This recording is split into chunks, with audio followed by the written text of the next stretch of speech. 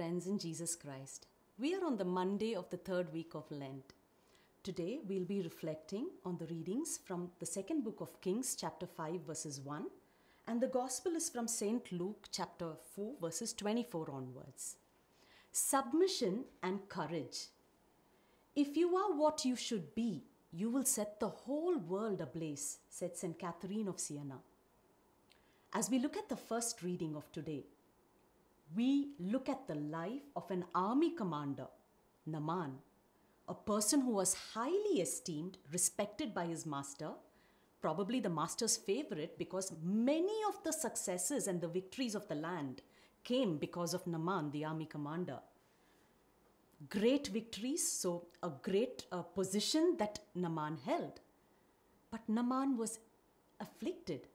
He was a leper. Now there is a little girl who comes to Naaman's wife and says, my master can be healed.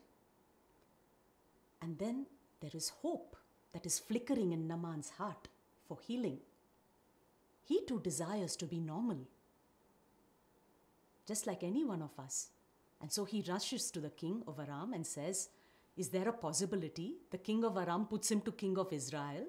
And then Naaman goes there. And now when the king of Israel receives the note from Naaman, he tears his clothes in anguish because he says, am I God to heal Naaman?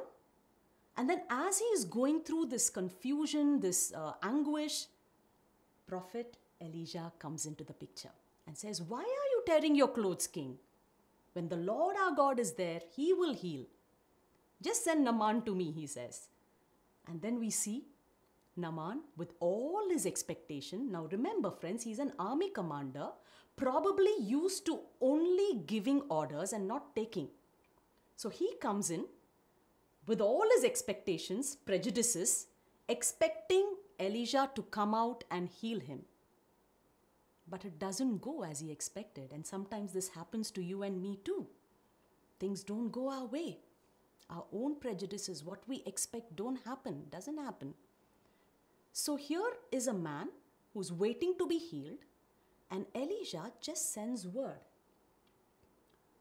Just a message comes to him saying, go and wash 7 times in the Jordan, your flesh will heal and you will be clean. Now, heartbroken Naaman, because his expectations are not met, is angry, is furious. Remember friends, he's a commander, a man of a high standing. He walks away from that place angrily. His own prejudices come. He says, are the rivers of Damascus any less? I should be washing in Jordan? Yeah. A lot of anguish and pain, rage and fury fills his heart. And he's angry and he left. Some of his servants reason with Naaman and tell him, Naaman, if a holy man has said this, submit. And by God's grace, he submits and does, and he is left healed.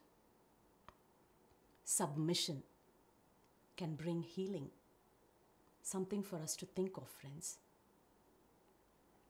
As we move to the gospel of today, Jesus takes a stand of great courage. He is in his own hometown, at the temple, synagogue at Nazareth, and he says, no prophet is accepted in his own native place. And he goes on to quote about the widow in Zarephath, about Naaman, getting healed.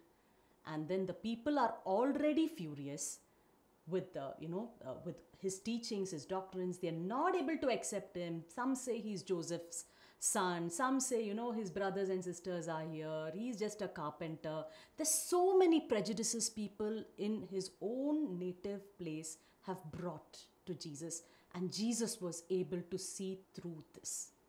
And hence this courageous step of speaking up for the truth he takes, saying no prophet is accepted in his own town.